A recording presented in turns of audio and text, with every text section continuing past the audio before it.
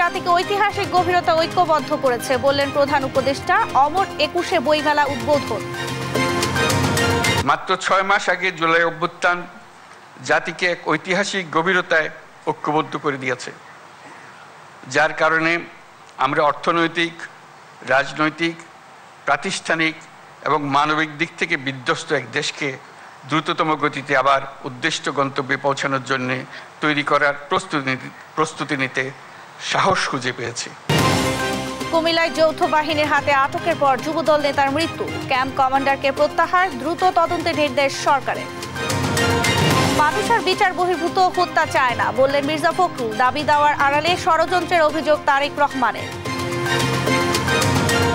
সমাজকে কলঙ্কমুক্ত করতে আওয়ামী গণহত্যা, গুমের বিচার দাবি জামায়াত আমিরের। দলের সমালোচনাকারীদের সাধুবাদ।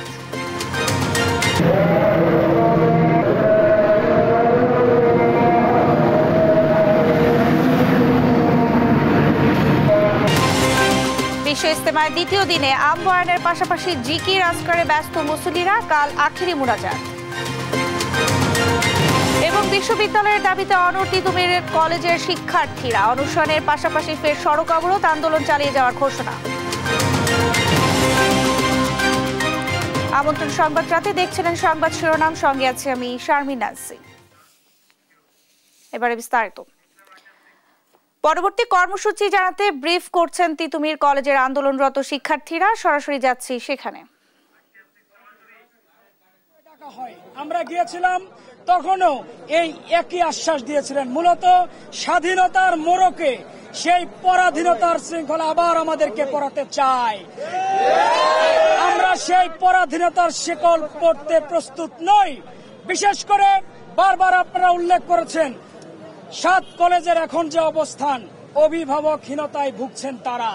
সে জায়গা থেকে নতুন অভিভাবক কে হবেন? আমরা কিন্তু আগেই বলে দিয়েছি, বাকি 6 কলেজ যারা রয়েছেন সেখানে যারা পড়াশোনা করছেন প্রত্যেক শিক্ষার্থী আমাদের ভাই বোন। রাষ্ট্র আমাদেরকে বারবার তাদের প্রতিদ্বন্দ্বী বানিয়ে দিচ্ছেন। আমরা ঘোষণা দিয়েছি, যদি 6 কলেজ তারা সেন্ট্রাল ইউনিভার্সিটি চায়, তাদেরকে রাষ্ট্রের পক্ষ থেকে সেন্ট্রাল ইউনিভার্সিটি দিয়ে দেওয়া হোক। তবে তিতুমিরের দাবি সেই প্রথম থেকেই বিশ্ববিদ্যালয়, স্বতন্ত্র বিশ্ববিদ্যালয়, এবং আমাদের এই দাবিতে আমরা অনড় থাকব। আমাদের 72 ঘন্টার অধিক সময় পার হয়ে গিয়েছে আমাদের অনশনরত শিক্ষার্থীদের, এবং তাদের অবস্থা মোটেও ভালো নয়। আমাদের 4 জন তারা মেডিকেলে বেডে কাতরাচ্ছেন। এই দুঃখ আসলে কাকে বোঝাবো? এই দুঃখ বোঝানোর মতো ভাষা আসলে তিতুমিরের শিক্ষার্থীদের নেই। রাষ্ট্র আসলে কি চায় পরিষ্কারভাবে বিষয়টা বলতে হবে আমাদেরকে। আজকে ঘোষণা ছিল Barasat barricade two Dhaka north city, অর্থাৎ ঢাকা উত্তর তিতুমিরের শিক্ষার্থীরা ব্লকেট করে দেবে। এবং আপনারা ইতিমধ্যে জেনেছেন, সন্ধ্যার পর থেকে মহাখালী পয়েন্ট এবং আমরা মাত্র গুলশান পয়েন্ট থেকে আসলাম। প্রত্যেকটি জায়গায় আমরা এই মেসেজটি দিতে চেয়েছি, আমরা জনদুর্ভোগ চাই না, আমরা জনভোগান্তি চাই না, কিন্তু রাষ্ট্র আমাদের কথা শুনতে চায় না। আপনারা যদি আলোচনা করতে না চান, সরাসরি বলতে হবে আমরা আলোচনার জন্য প্রস্তুত নই। তবে শুধুমাত্র, আবারও বলি, শব্দটি যদিও শুনতে ভালো লাগে না, সেই মূলা ঝোলাবেন না। সেই মূলা ঝোলানো আশ্বাস তিতুমিরের শিক্ষার্থীরা আর গ্রহণ করতে রাজি নয়। আপনারা মন্ত্রণালয় থেকে দায়িত্ববান একজনকে পাঠান। আপনারা গত 2 দিন আগে একজনকে পাঠিয়েছিলেন, নাম বলবো না। তিনি এসে শিক্ষার্থীদের সাথে কথা বলেন। শিক্ষার্থীদের স্পন্দন শক্তি সম্পর্কে তার ধারণা নেই, শিক্ষার্থীদের পালস সম্পর্কে তার ধারণা নেই। তিনি কি বলেন? আগা নেই, গোড়া নেই, যা ইচ্ছা তাই বলে যান। এভাবে নয়। আমরা চাই, আমরা জানি 24-এর বিপ্লবের পর সমস্ত প্রশাসনিক কাঠামো চেঞ্জ হয়েছে। সেখানে যারা বসেছেন তারা যোগ্য ব্যক্তি। এমন অথর্ব ব্যক্তিকে আমাদের এখানে পাঠাবেন না যিনি শিক্ষার্থীদের নিয়ে কথা বলতে প্রস্তুত থাকেন না। তার মন গড়া যেটা মনে হয় সেটা শিক্ষার্থীর উপর চাপিয়ে দিলে 24-এর পর 25-এ এসে শিক্ষার্থীরা এটা গ্রহণ করে নেবে না। এবং আজকের পর আমাদের যেহেতু বিকেল 4টা পর্যন্ত সময় বাধা ছিল, আমরা আলোচনা করব আবার। এবং আপনাদের যে নোটিশ মন্ত্রণালয় থেকে দেওয়া হয়েছে সেটি আমরা প্রত্যাখ্যান করছি। কোনোভাবে সাধারণ শিক্ষার্থী এমন অকার্যকর নোটিশ গ্রহণ করে নেবে না।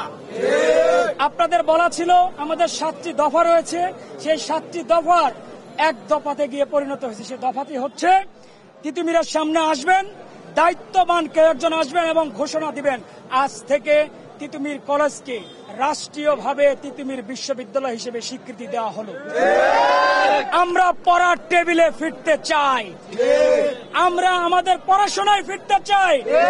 আপনারা কেন আমাদেরকে বাধ্য করছেন? রাষ্ট্রের কেন যেন অলিখিত একটি সংবিধান হয়ে দাঁড়িয়েছে। যদি জন দুর্ভোগ তৈরি না করা হয়, মানুষের দুর্ভোগ তৈরি না করা হয়, রাস্তায় যানজট তৈরি না করা হয়, তাহলে রাষ্ট্র কথা বলতে প্রস্তুত নয়। এই ধারা দর্শক, তিতুমির কলেজের আন্দোলনরত শিক্ষার্থীরা কথা বলছিলেন, আমরা সরাসরি সেখানেই ছিলাম। জুলাই অভ্যুত্থান জাতিকে ঐতিহাসিক গভীরতা ঐক্যবদ্ধ করেছে বলে মন্তব্য করেছেন অন্তর্বর্তী সরকারের প্রধান উপদেষ্টা ডক্টর মোহাম্মদ ইউনূস। শনিবার বিকেলে অমর 21 বইমেলা উদ্বোধন অনুষ্ঠানে এই কথা বলেন তিনি। এই সময় বিশ্বজুড়ে যেসব বাংলাদেশি নিজ নিজ ক্ষেত্রে কৃতিত্ব দেখিয়েছে তাদের স্বীকৃতি দেওয়ার আহ্বান জানান প্রধান উপদেষ্টা। সাইফুল রিপোর্টের প্রতিবেদন। পর্দা উঠল অমর 21 বই মেলার। শনিবার বিকেলে বাংলা একাডেমি প্রাঙ্গণে মেলা উদ্বোধন করেন অন্তর্বর্তী সরকারের প্রধান উপদেষ্টা ডক্টর মোহাম্মদ ইউনূস। 21 বই মেলা 2025-এর শুভ উদ্বোধন ঘোষণা করছি। এ সময় বিভিন্ন ক্যাটাগরিতে বাংলা একাডেমি পুরস্কার প্রাপ্তদের হাতে পদক ও সম্মাননা তুলে দেন প্রধান উপদেষ্টা। দুঃস্বপ্নের বাংলাদেশকে নতুন বাংলাদেশে পরিণত করতে ছাত্র জনতা অসম্ভবকে সম্ভব করে দেখিয়েছে বলে মন্তব্য করেন তিনি।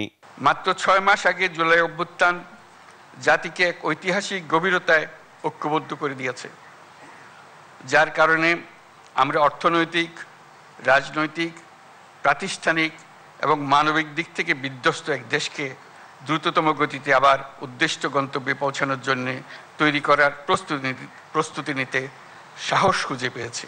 অভ্যুত্থান নিয়ে সড়কের দেয়াল চিত্র ঐতিহাসিক দলিল হিসেবে রূপ নিয়েছে বলেও জানান ডক্টর মোহাম্মদ ইউনূস। আমাদের তরুণ তরুণী, কিশোর কিশোরী রাস্তার দেয়ালে দেয়ালে তাদের স্বপ্নগুলো, তাদের আকাঙ্ক্ষাগুলো, তাদের দাবিগুলো অবিশ্বাস্য দৃঢ়তা এঁকে দিয়েছে। আমাদের রাস্তার দেয়াল এখন ঐতিহাসিক দলিলে রূপান্তরিত হয়ে গেছে। এগুলির স্থান এখন আমাদের বুকের মধ্যে এবং জাদুঘরে হওয়া ছাড়া আর কোনো বিকল্প নেই।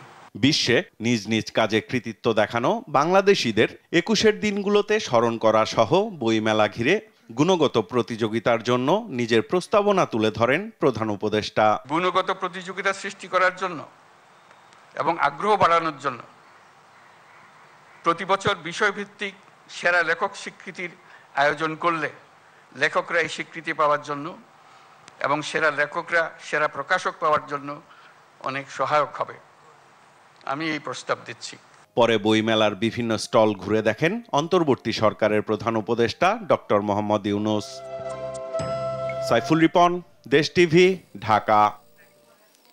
প্রধান উপদেষ্টা উদ্বোধনের পর ঢিলে ঢালাভাবে কাটছে বইমেলার প্রথম দিন। এখনো স্টল গোছাতে ব্যস্ত প্রকাশকরা। বইপ্রেমীদের আনাগোনাও তুলনামূলক কম। দ্রুতই জমজমাট হওয়ার আশা জানান সংশ্লিষ্টরা।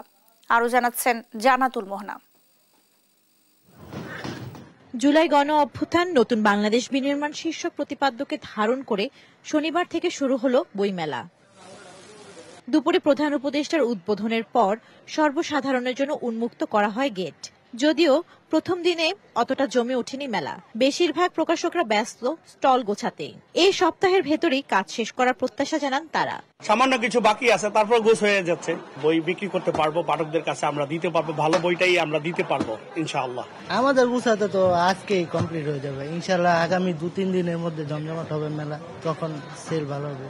মেলা জমে ওঠেনি জেনেও অপেক্ষার প্রহর শেষ হতে না হতেই তাই তো হাজির বই প্রেমীরা। কার্যক্রম শেষ হয়নি, সুন্দর মতো সব বই গোছানো হয়নি, মাত্র তো উদ্বোধন হলো, মানে আরো কিছুটা মনে হয় সময় লাগবে। এখনো কিনিনি, দেখতেছি। আমাদের একটা টিচারের বই পাবলিশ হয়েছে, ওটা একটু দেখবো আমরা, যে স্টলটা ওপেন হয়েছে কিনা। যদি ওপেন হয় তাহলে একটু বইটা দেখবো, যদি কিনতে পারি আজকে কিনে নিয়ে যাবো, নাহলে পরে তো আসতেই হচ্ছে। বিশ্ব সাহিত্য কেন্দ্রের যে স্টলটা, ওটা আসলে অনেক সুন্দর ছিল, মন কাড়ার মতো। এবারের অন্যতম আকর্ষণ বিশ্ব সাহিত্য কেন্দ্রের স্টল। দোতলা বাসের আদলে সেজেছে স্টলটি। ভ্রাম্যমাণ লাইব্রেরির আদলে আমাদের এই স্টলটা এবার বানানো হয়েছে আর কি। তরুণ প্রজন্মকে কিংবা বর্তমান সময়ে যেভাবে বইয়ের আলো ছড়িয়ে যাচ্ছে, এটা আমরা বিশ্ব সাহিত্য কেন্দ্রের কাছে আজীবন কৃতজ্ঞ, কারণ তারা আজকে যেভাবে বই এবং পাঠক বৃদ্ধি করে চলেছে, আসলে তারা সবসময় ভিন্ন কিছু করে এবং আজকেও তারা ভিন্ন কিছু করেছে। 8 ফেব্রুয়ারি ও 15 ফেব্রুয়ারি ছাড়া প্রতি শুক্র ও শনিবার মেলায় বেলা 11টা থেকে দুপুর 1টা পর্যন্ত শিশু প্রহর থাকবে।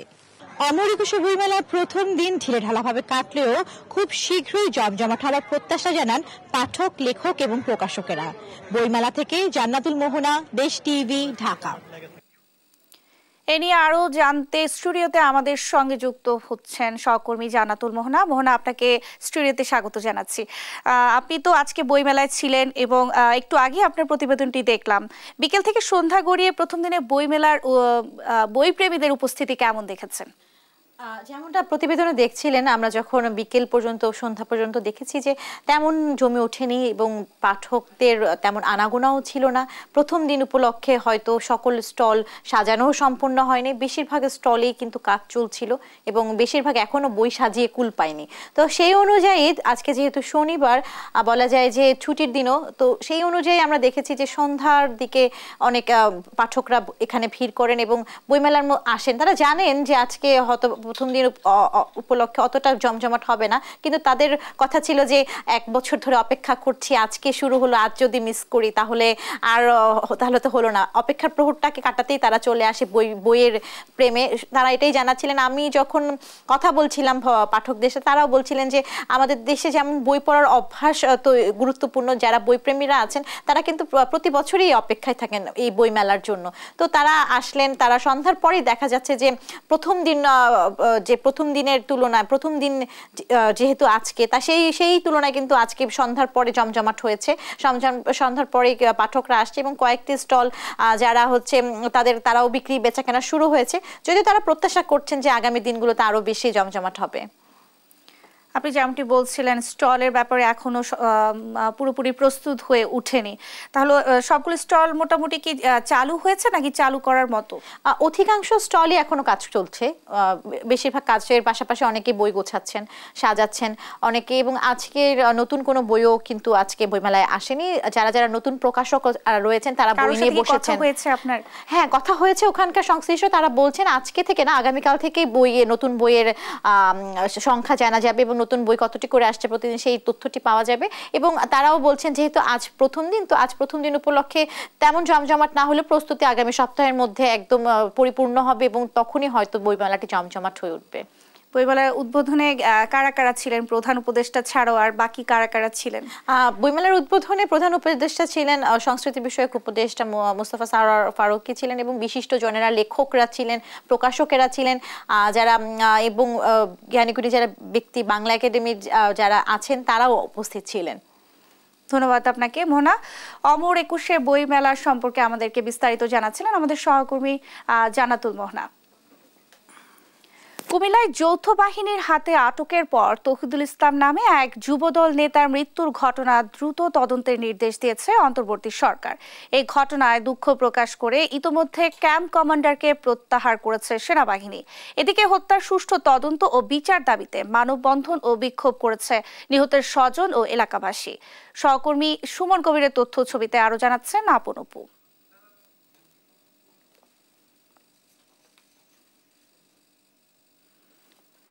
কুমিল্লার যুবদল নেতা তৌহিদুল ইসলামকে যৌথ বাহিনীর অভিযানে তুলে নিয়ে নির্যাতনের পর মৃত্যুর অভিযোগ উঠেছে। হত্যার বিচার দাবিতে শনিবার লাশবাহী গাড়ি নিয়ে নিজ গ্রাম সহ প্রেস ক্লাবের সামনে বিক্ষোভ ও মানববন্ধন করেছে নিহতের স্বজন সহ কয়েকশো গ্রামবাসী। অমানবিক নির্যাতনের কারণেই তৌহিদুলের মৃত্যু হয়েছে অভিযোগ করে ঘটনার সুষ্ঠু তদন্ত ও দোষীদের দৃষ্টান্তমূলক শাস্তির দাবি জানান তারা। ক্ষমাটা চাইছে, এতটুকুই কি যথেষ্ট একটা মানুষের জীবনের জন্য হইতে পারে? আর এই গ্রামে দিয়ে এমন কোনো মানুষ জানে না আমার ভাসুর আর আমার হাজবেন্ড যে কি মানুষ, সবাই কান্না করতেছে। আমার বিচার চাইতে আসছে, অস্বাভাবিক মৃত্যুর বিচার চাইতে আসছে। আর মিড ক্যাম্প আছে, ওখানকার যে প্রধান আছে ওনার সাথে আমার কথা হয়েছে। উনি আমাকে ফোন করে আশ্বস্ত করছেন যে যারা এই ধরনের অবিচার অন্যায় করছে তাদের বিচার ওনারা করবেন। এ ঘটনায় সেনা ক্যাম্পের ক্যাম্প কমান্ডারকে প্রত্যাহার করা হয়েছে বলে জানিয়েছে আইএসপিআর। ঘটনাটিকে অনাকাঙ্ক্ষিত ও দুঃখজনক উল্লেখ করে উচ্চপদস্থ তদন্ত কমিটি গঠনের কথা জানানো হয়। দোষীদের বিরুদ্ধে সেনা আইন অনুযায়ী ব্যবস্থা নেওয়া হবে বলেও জানিয়েছে আইএসপিআর। এদিকে তহিদুলের মৃত্যুর ঘটনা দ্রুত তদন্তের নির্দেশ দিয়েছেন অন্তর্বর্তীকালীন সরকারের প্রধান উপদেষ্টা ডক্টর মোহাম্মদ ইউনূস। এক বিবৃতিতে এ তথ্য জানানো হয়। এর আগে বৃহস্পতিবার দিবাগত রাত ৩টার দিকে যৌথ বাহিনীর অভিযানে কুমিল্লার আদর্শ সদর উপজেলা থেকে তহিদুর রহমান নামে ওই যুবদল নেতাকে আটক করা হয়। শুক্রবার বেলা 12টার দিকে কুমিল্লা মেডিকেল কলেজ হাসপাতালে তার মৃত্যু হয়। তিনি আদর্শ সদর উপজেলার বাস্তবী ইউনিয়ন যুবদলের আহ্বায়ক ছিলেন। এই ঘটনায় কোতোয়ালি মডেল থানায় অপমৃত্যুর মামলা করেছে পুলিশ। নিউজ ডেস্ক, দেশ টিভি। নিজেদের স্বার্থে বিতর্কে লিপ্ত থাকলে পলাতক স্বৈরাচার সবচেয়ে বেশি লাভবান হবে বলে মন্তব্য করেছেন বিএনপির ভারপ্রাপ্ত চেয়ারম্যান তারেক রহমান। জানান, স্বৈরাচারের মাথা পালিয়ে গেলেও তাদের দোসররা নানা ষড়যন্ত্রের মাধ্যমে দেশ দখলের চেষ্টা করছে।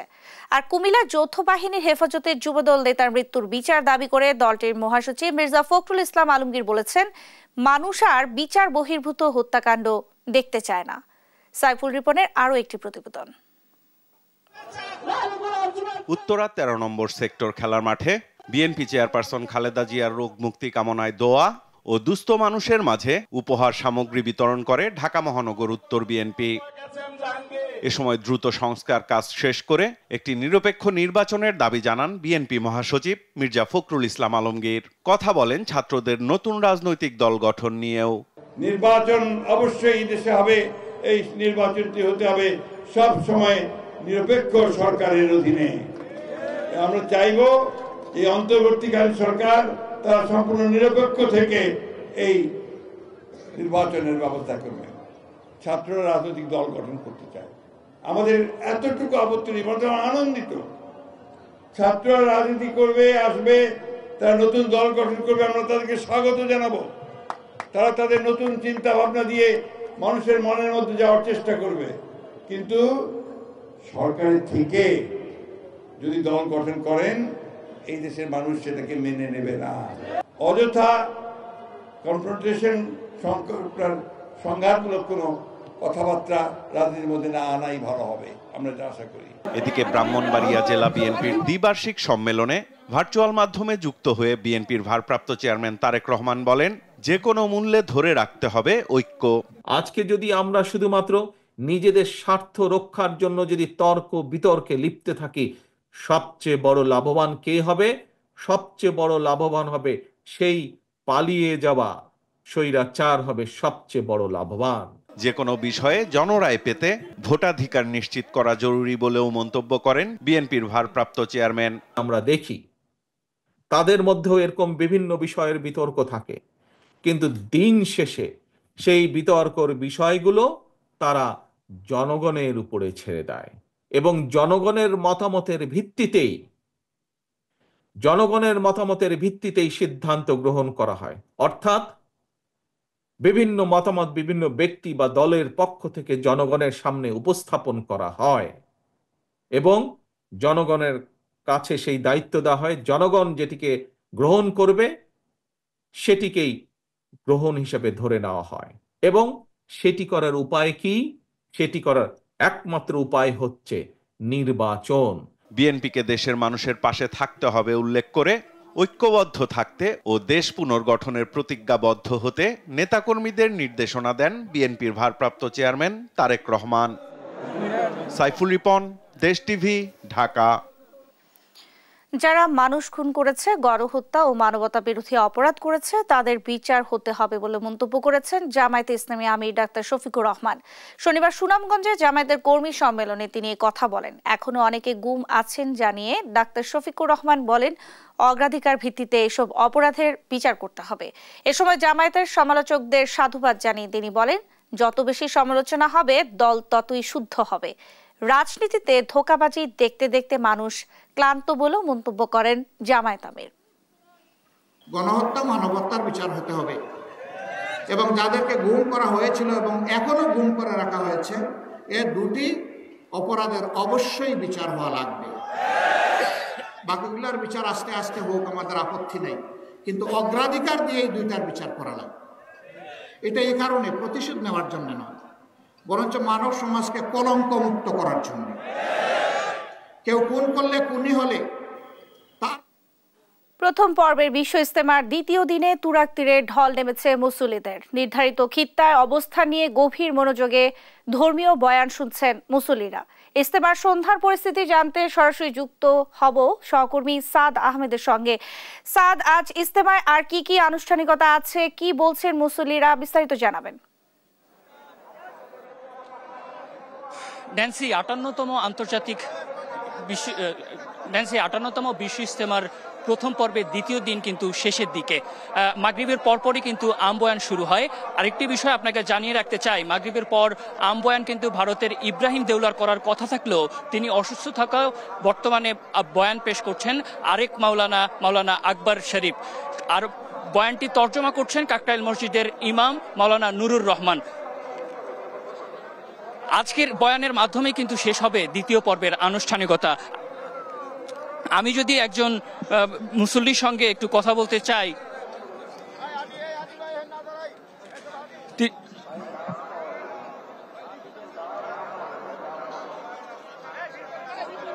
আচ্ছা এবারে ব্যবস্থাপনা কেমন?